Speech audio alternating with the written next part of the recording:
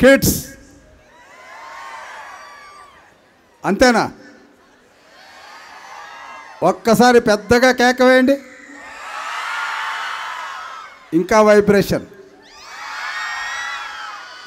2000 మంది ఉన్నారు. 2000 మంది ఉన్న కిడ్స్లో శబ్దం ఎలా ఉండాలి?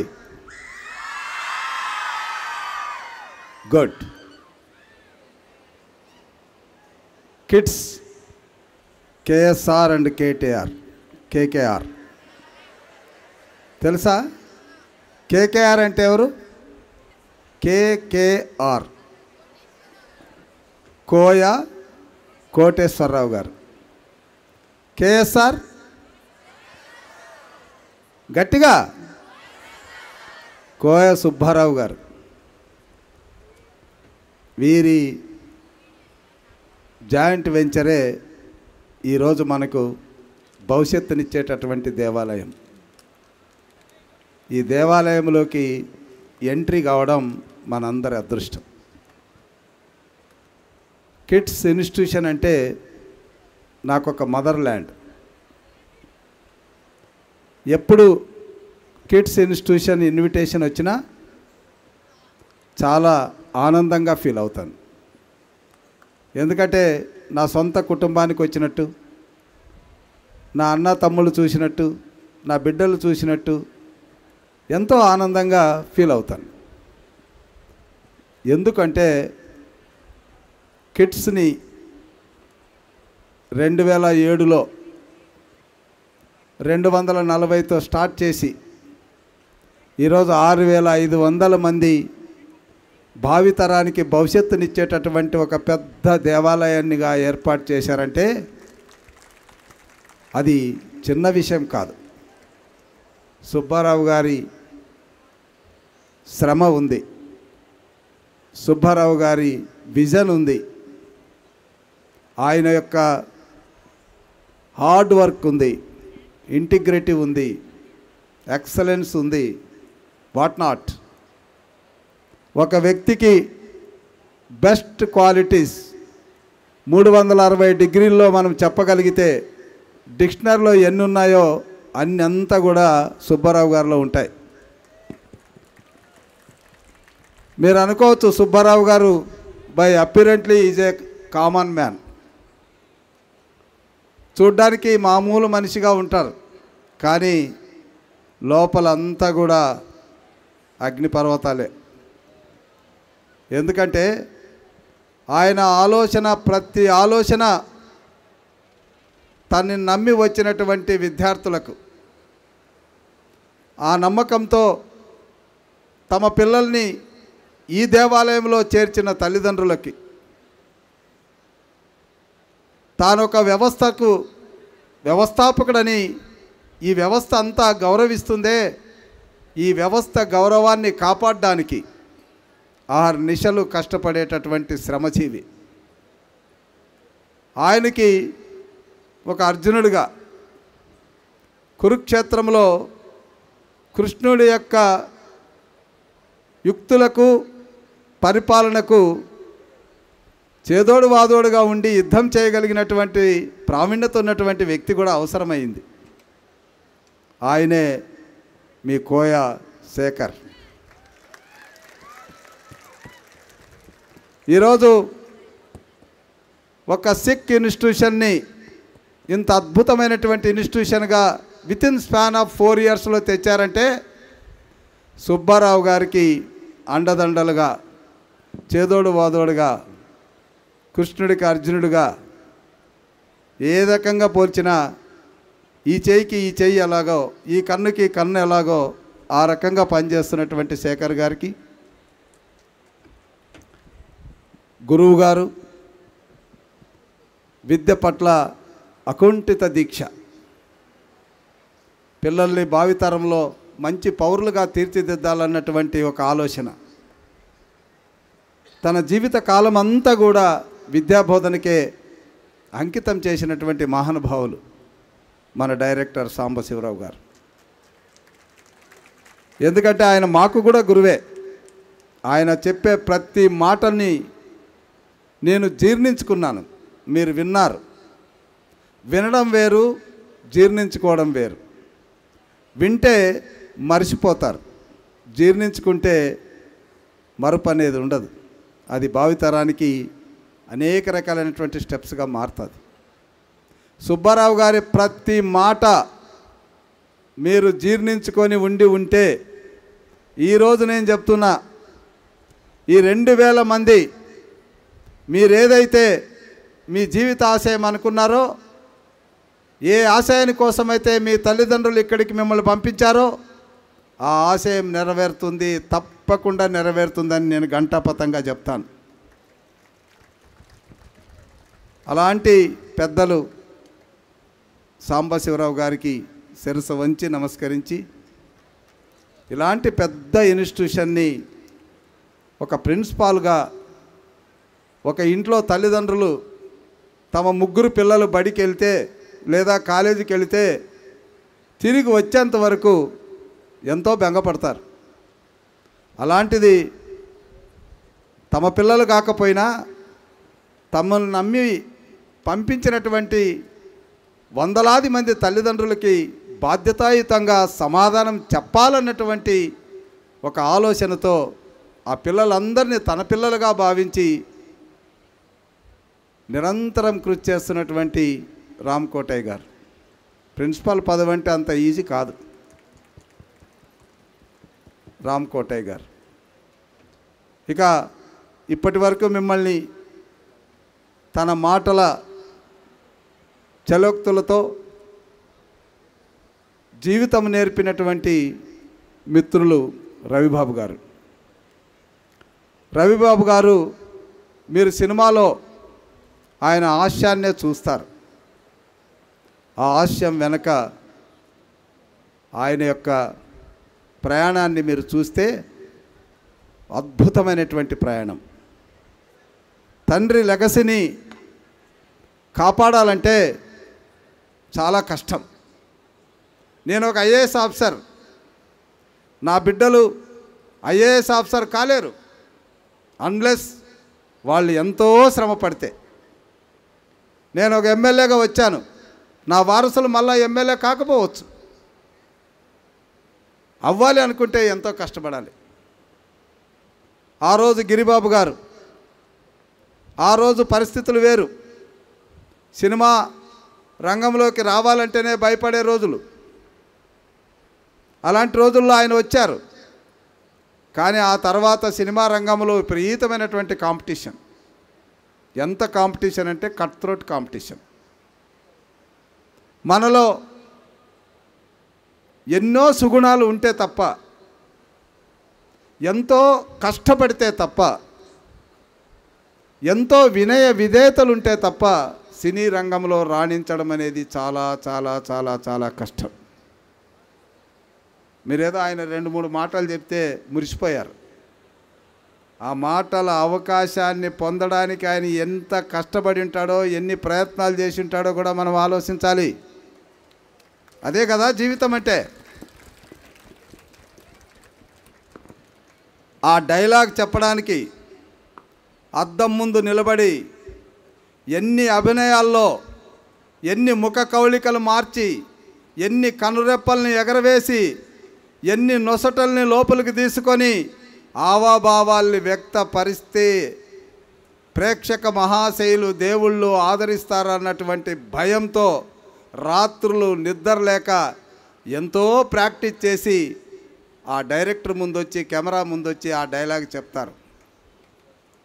కాబట్టి ఇక్కడ ఉన్నటువంటి వాళ్ళందరినీ కూడా ఈరోజు మీ ముందు నిలబడ్డాను. నేనేం టాటా బిర్లా కొడుకుని కాదు, ఆదాని అల్లుడిని కాదు. ఒక సామాన్యమైనటువంటి రైతు కుటుంబంలో పుట్టినటువంటి ఒక సాధారణమైనటువంటి వ్యక్తిని. చిన్నప్పుడే తల్లిదండ్రులు కోల్పోతే నిరక్షరాస్యులైనటువంటి అవ్వాతాతల సమక్షంలో పెరిగా. పొలం పనులు చేస్తూ, చదువుతూ, తాతగారి కోరికను నెరవేర్చాలని ఇదో ఇక్కడ నిలబడ్డా.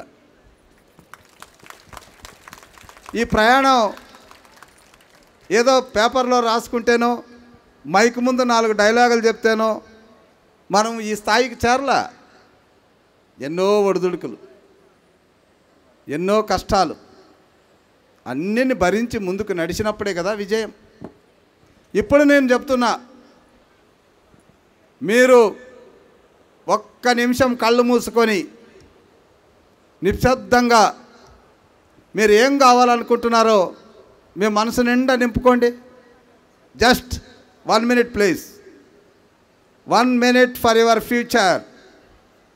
Don't look at me, just you see yourself. నీలో నువ్వు నిన్ను చూసుకో. ఒక్క నిమిషం మేము ఏమనుకుంటున్నారో, ఏం కావాలనుకుంటున్నారో అనుకున్నారా? అనుకున్న వాళ్ళ చేతులు ఎత్తండి. మరి ఏమనుకోకపోతే ఎందుకున్నారు ఇక్కడ? ఏమనుకోకపోతే ఎందుకున్నారు? ఏదో అనుకోవాలి కదా. పోనీ ఇప్పుడు అనుకోండి. సరే, ఇప్పుడు అనుకున్న వాళ్ళ చేతులు ఎత్తండి. ఎందుకో స్తబ్దతగా ఉన్నారు. నేను ఈరోజు చెప్తున్నా, నేను ఇక్కడ ఐఏఎస్ ఆఫీసర్గా నిలబడ్డానికి, ఇలాగే ఒక ఫంక్షన్లో ఆ రోజు చీఫ్ గెస్ట్గా వచ్చినటువంటి ఒక ఐపీఎస్ ఆఫీసర్ ఇలాగే సూట్ బూట్ వేసుకొని వచ్చాడు. మేము అలాగా కూర్చున్నాం. ఆయన ఇలాగే కళ్ళు మూసుకొని మీరు ఏం కావాలో ఆలోచించండి అన్నారు. నేనైతే ఆయనలాగా సూటు బూట్ వేసుకునే ఉద్యోగం కావాలని కోరుకున్నా. తర్వాత ఆయన అడిగా, నీలాగా ఇలా రావాలంటే ఏం చదవాలి అన్నాడు. ఆల్ ఇండియా సర్వీస్ రాయాలి, ఐఏఎస్ ఐపీఎస్ అయితే ఇట్లా కోట్ వేసుకొని రావచ్చు అన్నారు. అప్పుడు పడింది బీజం. చాలా ఉద్యోగాలు వచ్చాయి. బ్యాంక్ ఉద్యోగాలు వచ్చాయి, రిజర్వ్ బ్యాంక్ ఉద్యోగాలు వచ్చాయి, ఎస్ఐ ఉద్యోగం వచ్చింది, సిఐ ఉద్యోగం వచ్చింది, ఎక్సైజ్లో ఆర్టీఓగా ఉద్యోగం వచ్చింది, డైరెక్టర్ ఉద్యోగాలు వచ్చాయి.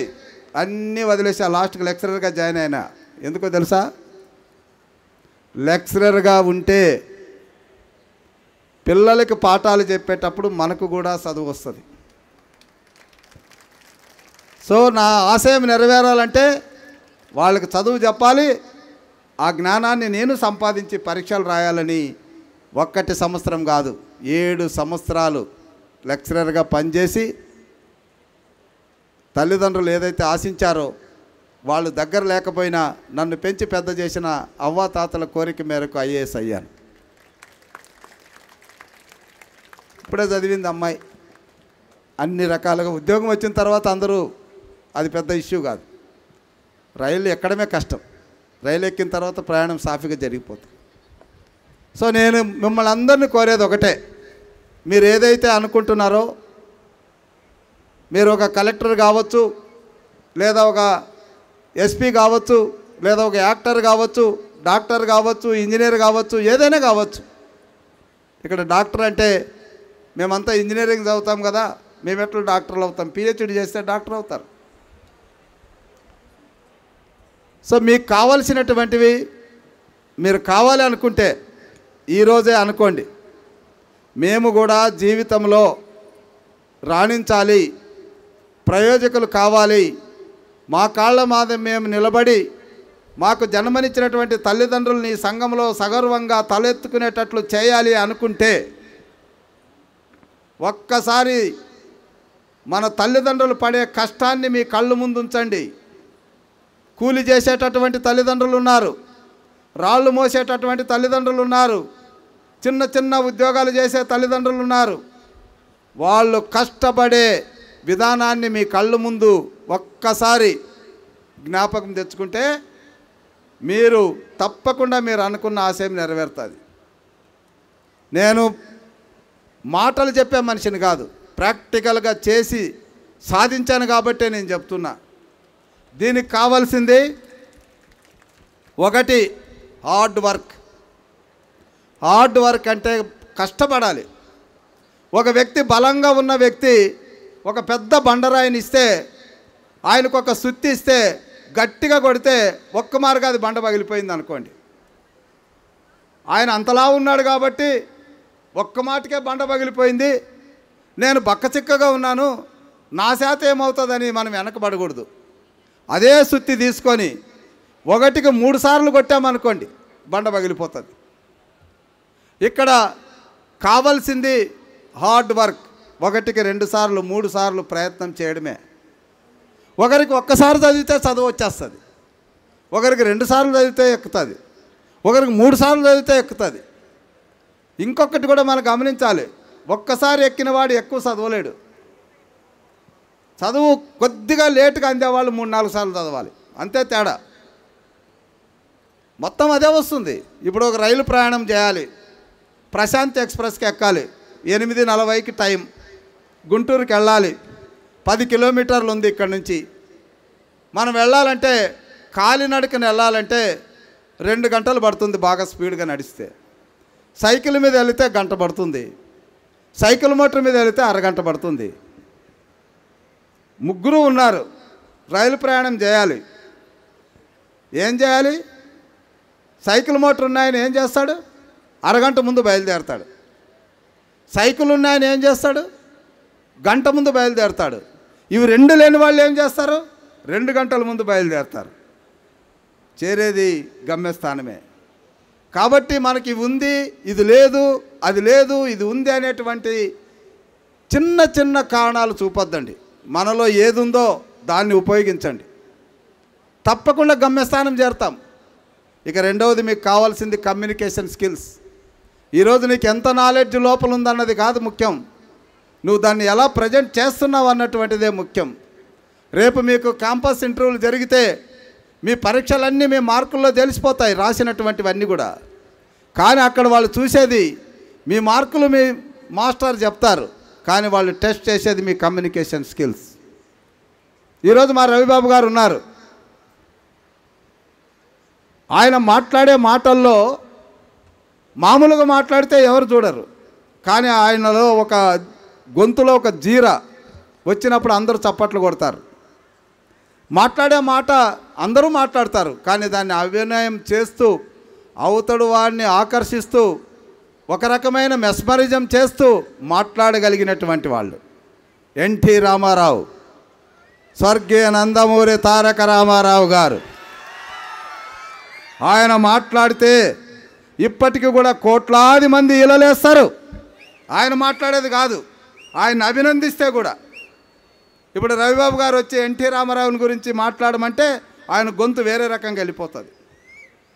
అదే బ్రహ్మానందం గారి గురించి మాట్లాడమంటే కూడా ఆయన మాట్లాడతాడు, ఆయన గొంతు ఇంకా కసుకు తగ్గుతుంది. వేణుమాధవుని గురించి మాట్లాడమంటే ఆ లెవెల్లోనే మాట్లాడతాడు. సో ఎదుటి వారికి ఏం కావాలో, ఏ రకంగా మాట్లాడితే వాళ్ళు మనల్ని ఒప్పుకుంటారో ఆ రకంగా మనం నేర్చుకోగలిగితేనే మనం సెలెక్ట్ అవుతాం. నీకొచ్చిందే విద్య కాదు, అవతల వాడికి ఏం కావాలో కూడా తెలుసుకోవడమే విద్య. దీనికి కావాల్సిందేముంది? రోజు అద్దం ముందు నిలబడి ఒక సబ్జెక్ట్ని తీసుకొని అభినయం చేయండి. బాత్రూంలోకి వెళ్తారు, 10 నిమిషాలు 15 నిమిషాలు స్నానం చేస్తారు, దానికి కూడా అభినయం చేయండి. ఏదైనా జీవితం అనేది ఒక నాటకం. ఆ నాటకంలో ప్రతి నిమిషం మనం ప్రాక్టీస్ ప్రాక్టీస్ ప్రాక్టీస్ ఇది చేయాలి. అందరూ బ్రష్ చేస్తారు, ఒకరు ఇటు అంటారు, ఎక్కడికో పరిగెత్తిపోయేటట్లు, ఉన్న పళ్ళు ఊడిపోతాయి. కొద్దిగా ఓపిక తెచ్చుకొని ఒకడు నిదానంగా అంటాడు, వాడికి నిదానంగా పళ్ళు అన్నీ ఉంటాయి. అసలు ఒకడు అసలే ఎందుకు లేని లేజినెస్ ఉంటుంది, వాడు అసలు నోరు వాసనతో వస్తాడు. సో ఏది ముఖ్యం? స్పీడ్ ముఖ్యమా, అసలే లేకుండా ఉండడం ముఖ్యమా, లేదా దాన్ని కాపాడుకుంటూ కాస్త సమయం వెచ్చించి దాని మీద కాన్సన్ట్రేట్ చేసి పళ్ళు దోముకోవడం ముఖ్యమా? ఇవన్నీ కూడా చెప్పడానికి చిన్న చిన్న అంశాలే, కానీ ఇవే జీవనానికి సక్సెస్కి పరమమైనటువంటి అంశాలు. ఎక్కడో సక్సెస్ నేర్పరు. ఇదో మా సాంబశివరావు గారు చెప్పిన దాంట్లోనే మీరు సక్సెస్ నేర్చుకోవాలి, మా రవి గారు చెప్పినటువంటి దాంట్లోనే మీరు సక్సెస్ నేర్చుకోవాలి, మా సుబ్బారావు గారు చెప్పిన దాంట్లోనే మీరు సక్సెస్ నేర్చుకోవాలి, మా శేఖర్ గారు డిసిప్లిన్లోనే సక్సెస్ ఉంది, మా ప్రిన్సిపాల్ రామకోటయ్య క్రమశిక్షణలో కూడా సక్సెస్ ఉంది. సక్సెస్ అనేది ఒక పదార్థం కాదు, కొంటే రాదు, ప్రాక్టీస్ చేస్తే వస్తుంది. ఇది గుర్తుపెట్టుకోండి. మీరు ఏమన్నా కాండి, కలెక్టరే కావచ్చు, లేదా అమెరికాకి ఇంజనీర్లుగా వెళ్ళొచ్చు, ఏమైనా మన ఆశయం మాత్రం మన కాళ్ళ మీద మనం నిలబడాలి, ఇంకొకరి మీద ఆధారపడకూడదు. మన జన్మనిచ్చినటువంటి తల్లిదండ్రుల్ని సంఘంలో సగర్వంగా నిలపాలి. నా కొడుకు నా బిడ్డో ఏమిటికి పనికి రాకుండా ఉన్నారండి అనే మాట ఆయన నోటి నుంచి రావాలంటే ఆయన గుండె 1000 ఒక్కలైతే కానీ ఆ మాట బయటికి రాదన్నటువంటి విషయాన్ని మీరు గమనించాలి. ఏం ఊరికి అనరు వాళ్ళు. ఏం చేస్తున్నాడు ఆయన కొడుకు అంటే, ఏం చేస్తున్నాడండి ఊరికే తిరుగుతున్నాడు అంటాడు. ఇది మాట, కానీ లోపల ఉన్న బాధ గుండెలు 1000 ఒక్కలైతుంది. ఒక తండ్రిగా చెప్తున్నా, ఒక తాతగా కూడా చెప్తున్నా, నా మనవడికి కూడా చెప్తున్నా. రేపు ఇంటర్ ఎగ్జామ్ రాస్తున్నాడు వాడు, ఫస్ట్ ఇయర్. ఇదే చెప్తాను, నువ్వు పరీక్ష రాసే ముందు మీ అమ్మా నాన్న ఎంత కష్టపడ్డారో చూడు అని చెప్తాను. అలాగే చదువుతారు. కాబట్టి ఒక్కటే గుర్తుపెట్టుకోండి, మనలో ఉన్నటువంటిది మనలో లేదనుకుంటేనే లేదు. మనలో ఉన్నది ఉన్నదనుకొని శోధిస్తే అన్నీ బయటపడతాయి. పుట్ట బయట నుంచి చూస్తే ఏముండదు. కొద్దిగా నీళ్ళు వేసామనుకోండి చీమలు వస్తాయి, కొద్దిగా పాలు వేసుకోండి పాము వస్తుంది ఉంటే. కాబట్టి మనలో ఏది లేదనుకోవడం మాత్రం భ్రమ. మీలో లేకుండా ఉండడం ఇంకెవరిలో ఉంటుంది? మనం తక్కువ అనుకుంటేనే ఎదుటివాడు గొప్పవాడు. మనం వాడికన్నా ఏం తక్కువ కాదనుకుంటే మనమే గొప్పవాళ్ళు అవుతాం. దీన్ని దృష్టిలో పెట్టుకోండి. 40 మంది కామెడియన్లు ఉన్నారు, కానీ ఆయనకున్న స్థానాన్ని ఎవ్వరూ కాంపీట్ చేయలేరు. విక్రమార్కుడు సినిమా చూశారా? ఏంటి ఆయన పాత్ర? చూడలే మీరు? పులి కాదు, ఒక బిహారీ ఉంటాడు, వాళ్ళ బావ అనుకుంటాను. ఆయనకి తెలుగు రాదు, ఈయనకి హిందీ రాదు, కానీ అభినయం చేస్తాడు. అంత వీరోచితంగా పోరేటటువంటి రవితేజ పోలీస్ ఆఫీసర్. దాంట్లో ఆయన పాత్రలో, విక్రమార్కుని పాత్రలో వచ్చినప్పుడల్లా గంభీరం ఉంటుంది. ఉక్క పొడుతో సినిమా చూస్తుంటాం, కానీ అది ఎంతసేపు చూస్తే గుండె వేడి అయిపోయి బీపీ పెరుగుతుంది. సడన్గా రవిబాబు వస్తాడు. రవిబాబు వచ్చి బాగా పాలు పొంగేటప్పుడు చల్లనీళ్ళు వేస్తే ఎట్లయితే అలాగా అంగుతుందో, మనలో ఉన్నటువంటి ఆ బీపీని కంట్రోల్ చేయడానికి ఆయన తెర మీద కనబడతాడు. ఎంత గొప్ప విషయం! రవిబాబునే మీరు 3 గంటల సేపు చూశారనుకోండి, సినిమాలోనే గుండె ఆగిస్తారు. కాబట్టి రవిబాబును చూడాలి. సో అక్కడ రవితేజ ఎంత గొప్ప, రవిబాబు కూడా అంతే గొప్ప. ఈ విషయాన్ని దృష్టిలో పెట్టుకోవాలి. సినిమాలో ఉన్న ఏ పాత్ర కూడా అంత తక్కువ మార్కులు వస్తే అంత మనకు ఉంటుంది. అదంతా మన చేతిలోనే ఉంది అన్నది మీరు గుర్తుపెట్టుకోండి. దీనికి నేను ఎక్కువగా చెప్పాల్సినటువంటి అవసరం లేదు. ఇక చాలామందిలో ఫెయిల్యూర్స్కి మీరు ఏవేవో రీజన్లు చెప్తారు. ఏమండి మా అమ్మ నాన్న ఒకరు లేరండి, చిన్నప్పుడే పోయారండి. ఇదో ఇక్కడ 2 పోగొట్టుకున్నవాడు ప్రయోజకుడయ్యాడు. చాలామంది చెప్తారు మేము పేదరికంలో ఉన్నామండి, వాళ్ళు కారులో వస్తున్నారండి, మాకెక్కడున్నాయండి కార్లు సైకిల్ మోటార్లు అండి. నీకు కార్లు సైకిల్ మోటార్లు లేవు, కానీ అమ్మా నాన్న ఇచ్చిన కాళ్ళు ఉన్నాయి కదా. వాళ్ళు 10 నిమిషాల ముందు వస్తే నువ్వు అరగంట ముందురా. అంతే తప్ప మనం ఇంకొకరితో పోల్చుకోవడం అనేటువంటిది ఏ రకంగా కూడా కాదు. మనకున్న వనరుల్ని మనం ఉపయోగించుకొని ప్రయోజకులు కావాలి. చాలామంది అంటారు మేమంతా తెలుగు మీడియంలో చదివామని. తెలుగు మీడియంలోనే గ్రూప్ 1 రాసి డిప్యూటీ కలెక్టర్ అయినటువంటి వాడు మీ ముందే ఉన్నాడు. ఇక్కడ language is not a criteria, subject is criteria. నీకు సబ్జెక్ట్ ఎంత బాగా వచ్చిందన్నది ముఖ్యం, కానీ లాంగ్వేజ్ అన్నది అర్థం చేసుకోవడానికే. కాబట్టి ఎక్కడ ఏం చదివామన్నది ముఖ్యం కాదు, ఎంత చదివామన్నటువంటిదే ముఖ్యం, దాన్ని ఎలా ఉపయోగించామన్నటువంటిదే ముఖ్యం. మీరు ప్రయోజకులు కావాలంటే అది మీ చేతుల్లోనే ఉంది. మీరు మంచి కావాలి, మంచి మార్గంలో ప్రయోజకులు కావాలంటే అది కూడా మీ చేతుల్లోనే ఉంది. అయితే ఒక మాత్రం చెప్తాను, ఒక పూల తోటలో మొలిచినటువంటి మొక్క ఆటోమేటిక్గా సుగంధాన్ని ఇస్తుంది. ఇక్కడ ఇది ఒక పూల తోట, కిడ్స్ కాలేజ్ అనేది. ఈ కాలేజీలో మీకు ప్రవేశమే ఒక గొప్ప వరం. ఈ వరాన్ని మీరు సద్వినియోగం చేసుకొని ఇంకా చాలామందికి ఇలాంటి ప్రిస్టేజియస్ ఇన్స్టిట్యూషన్లో సీటు కూడా రాలేదు. వాళ్ళతో పోల్చుకుంటే మీ were all very very fortunate being blessed by God and parents. ఈ విషయాన్ని మీరు దృష్టిలో పెట్టుకొని మీ జీవితాన్ని మీరు చక్కగా మలుసుకోవాలని, అలాంటి శక్తిని మీకు ఈ ఇన్స్టిట్యూషన్ ఇవ్వాలని, మిమ్మల్ని కన్న తల్లిదండ్రులు మిమ్మల్ని ఎప్పుడు కూడా ఆశీస్సులు అందించాలని ఆ భగవంతుని ప్రార్థిస్తూ మీ అందరికీ మంచి జరగాలని మరొక్కసారి దేవుని ప్రార్థించి మీ అందరి దగ్గర సెలవు తీసుకుంటున్నాను. జై హింద్.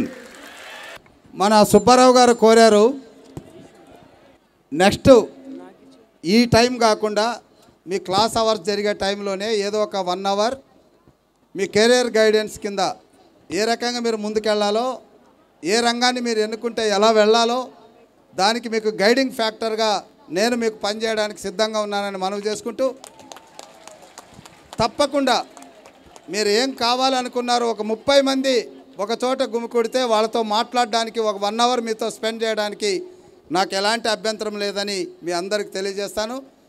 సుబ్బారావు గారు ఎప్పటి నుంచి అడుగుతున్నారు, మాకు టైం ఇవ్వాలి, టైం డెఫినెట్గా ఇస్తాను. సుబ్బారావు గారు మీరంటే నాకు ప్రాణం. ఎందుకంటే ఒక మంచి, నా కష్టాల్లో కూడా ఆయన ఆదుకుంటాడు, నా మంచిలో కూడా ఆయన భాగం పంచుకుంటాడు. ఆయనతో నేను ప్రయాణం చేయడం నా అదృష్టంగా భావిస్తాను. ఆయన ప్రేమించే మీతో ప్రయాణం చేయడం ఇంకా అదృష్టంగా భావిస్తాను. తప్పకుండా I will be your guiding factor. Thank you.